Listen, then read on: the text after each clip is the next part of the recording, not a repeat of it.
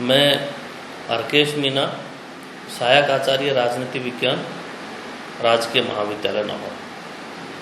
आज का अपना टॉपिक है प्लेटो की शिक्षा व्यवस्था, प्लेटो की शिक्षा योजना।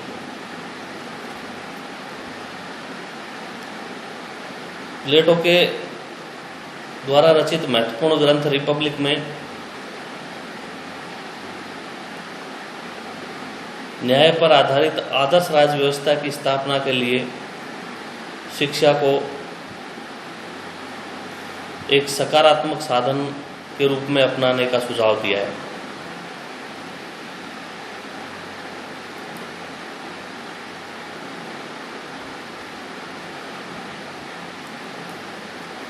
रूसो ने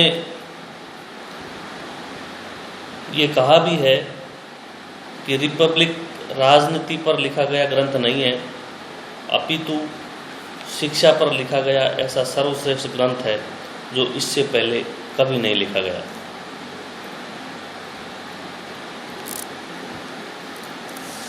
प्लेटो का जो शिक्षा सिद्धांत है उसकी प्रमुख मान्यता ये है कि शिक्षा का जो मुख्य उद्देश्य है वो वस्तुगत जगत का ज्ञान प्राप्त करना नहीं है, अपितु अंत वास्तविकता का पूर्ण ज्ञान प्राप्त करना है।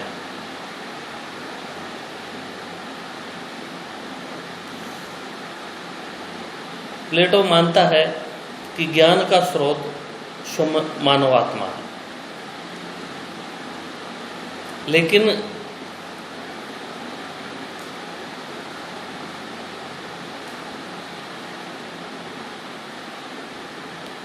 शिक्षा एक ऐसा वातावरण तैयार करती है जिससे कि आत्मा का यह ज्ञान स्वतः प्रकट हो जाए।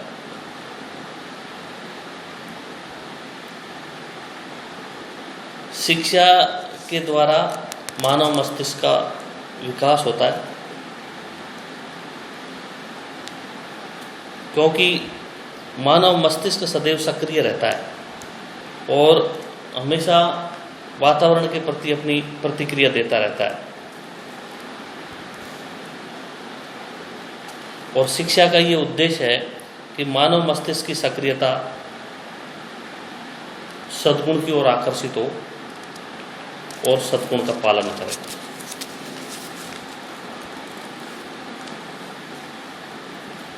शिक्षा के द्वारा सद नागरिकों का निर्माण किया जा सकता है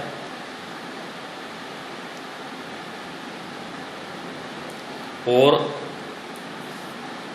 ये शिक्षा विभिन्न सामाजिक वर्गों के बीच तालमेल स्थापित करती है। जैसा कि हमने पहले पढ़ा है प्लेटो के बारे में, और प्लेटो ने ये विचार दिया कि समाज में 3 वर्ग होंगे, उत्पादक वर्ग, सैनिक वर्ग और शासक वर्ग, और इन तीनों के बीच में आपस में सामंजस्य रहना आवश्यक है। तो शिक्षा के माध्यम से इन तीनों वर्गों में सामंजस्य स्थापित किया जा सकता है। और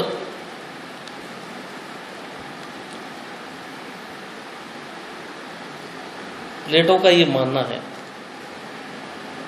वैसे रिपब्लिक में उन्होंने जो शिक्षा संबंधी पाठ्यक्रम दिया है वो 50 साल तक का है, लेकिन प्लेटो ने ये माना है कि शिक्षा जीवन पर्यंत चलती है।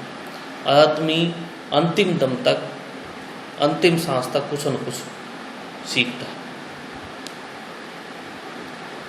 इसके साथ ही उन्होंने शिक्षा को 2 भागों में विभाजित किया है, एक सैद्धांतिक शिक्षा और दूसरी प्रायोगिक शिक्षा।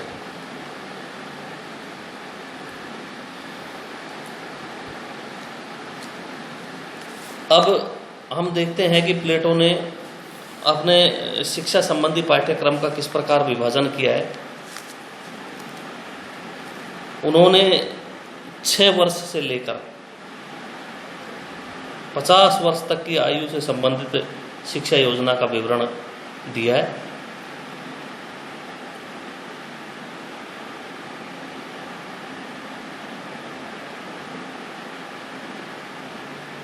शिक्षा के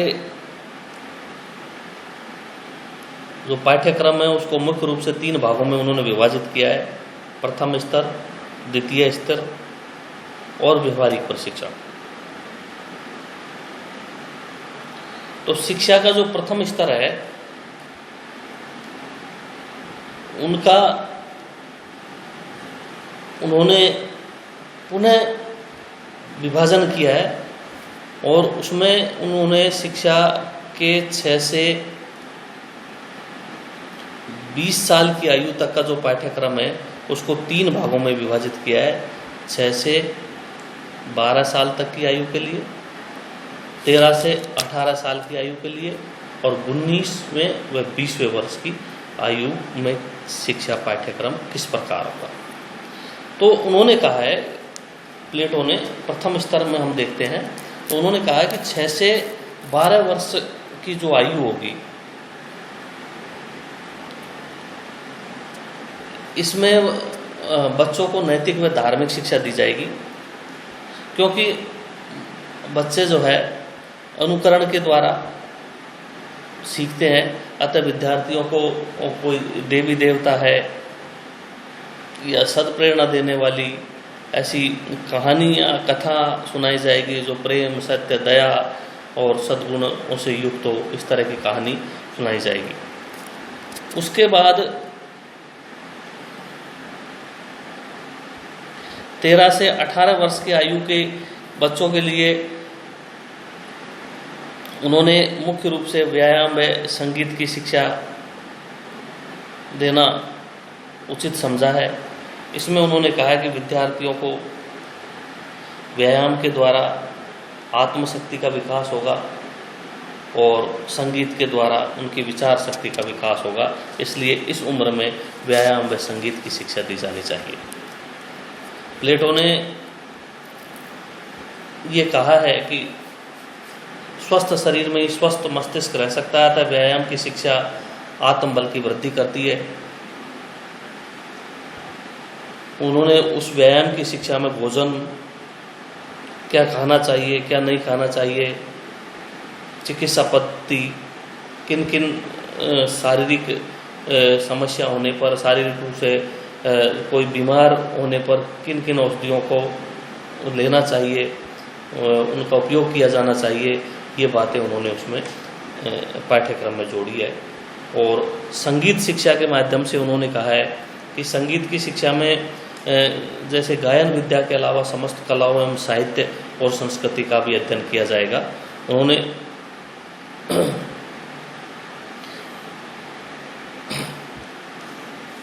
ये कहा है कि संगीत से विचार शक्ति का विकास होता है। उसके बाद 19वें व 20 वर्ष में 2 वर्ष में युवाओं को जो है सैनिक शिक्षा प्रदान की जाएगी। इस शिक्षा का उद्देश्य ये होगा कि विद्यार्थियों में साहस, आत्मनियंत्रण व अनुशासन की प्रवृत्ति बढ़ेगी। उसके बाद शिक्षा का द्वितीय स्तर चालू होता है और शिक्षा का द्वितीय स्तर जो चालू होता है वो है 21 से 30 वर्ष के विद्यार्थियों के लिए। 21 से 30 वर्ष के विद्यार्थियों के लिए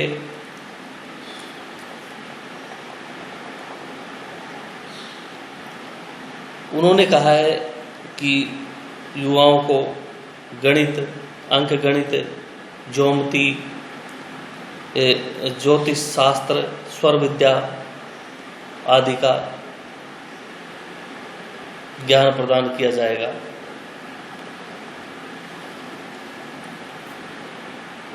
उसके बाद 31 से 35 वर्ष की आयु में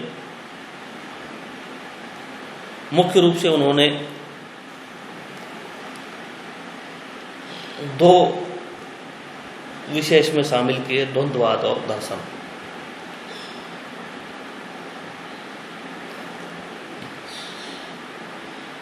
उसके बाद यदि कोई बच्चा, यदि कोई विद्यार्थी इस पाठ्यक्रम को उत्तीर्ण करता है तो उसके बाद उसे दार्शनिक शासक वर्ग का व्यवहारिक प्रशिक्षण दिया जाएगा। और वो व्यवहारिक मतलब कि प्रायोगिक शिक्षा, और वो व्यवहारिक प्रशिक्षण होगा 36 वर्ष से लेकर 50 वर्ष की आयु तक, यानी कि 15 वर्ष की आयु में उन्हें व्यवहारिक प्रशिक्षण दिया जाएगा। इन 15 वर्ष के व्यवहारिक प्रशिक्षण के दौरान राज्य की सेवा करके शासन की कला में योग्यता प्राप्त की जाएगी विद्यार्थी के द्वारा, और इस प्रकार 50 वर्ष की आयु में दार्शनिक शासक बनने की प्रक्रिया पूरी होगी। इस तरह प्लेटो ने अपनी शिक्षा योजना में 6 वर्ष से लेकर 50 वर्ष तक के शिक्षा पाठ्यक्रम को शामिल किया। Thank you.